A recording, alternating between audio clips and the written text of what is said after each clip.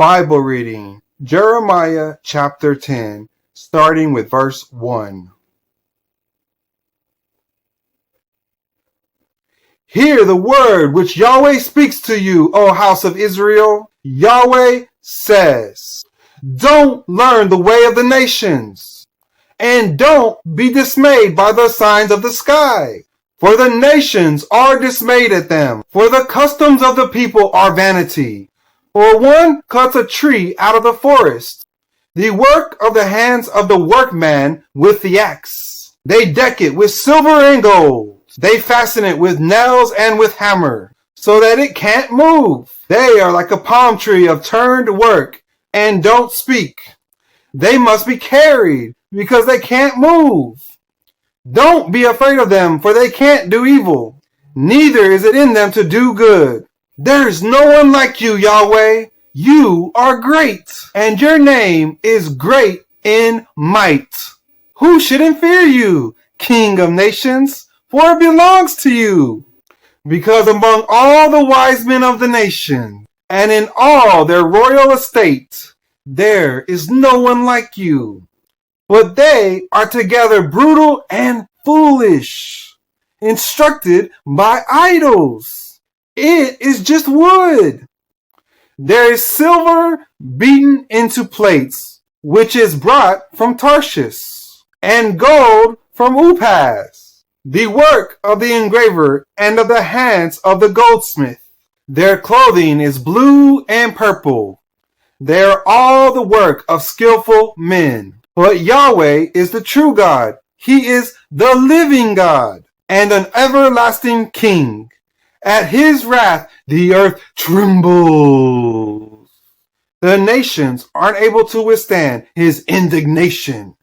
You shall say this to them: the gods that have not made heaven and earth will perish from the earth and from under the heavens. God has made the earth by his power. He has established the world by his wisdom, and by his understanding has he stretched out the heavens.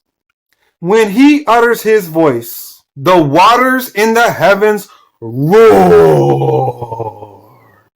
and he causes the vapors to ascend from the ends of the earth.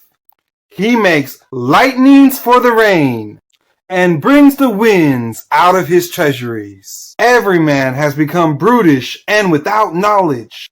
Every goldsmith is disappointed by his engraved image, for his molten image is falsehood, and there is no breath in them.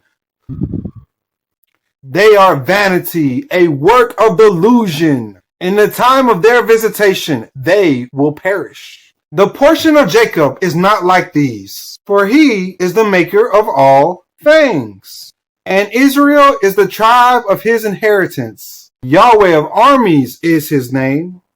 Gather up your wares out of the land, you who live under siege. For Yahweh says, behold, I will sling out the inhabitants of the land at this time, and will distress them that they may feel it.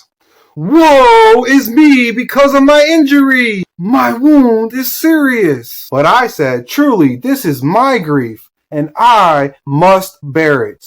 My tent has been destroyed, and all my cords are broken. My children have gone away from me, and they are no more. There is no one to spread my tent any more, to set up my curtains.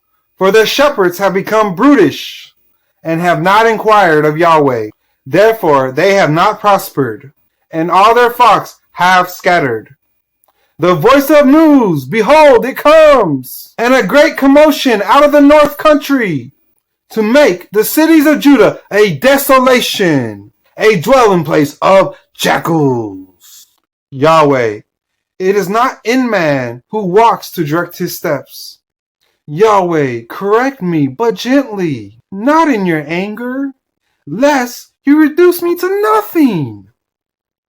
Pour out your wrath on the nations that do not know you, and on the families that don't call your name. For they have devoured Jacob. Yes, they have devoured him. consumed him, and have laid waste in his habitation. The end of Bible reading, Jeremiah chapter 10.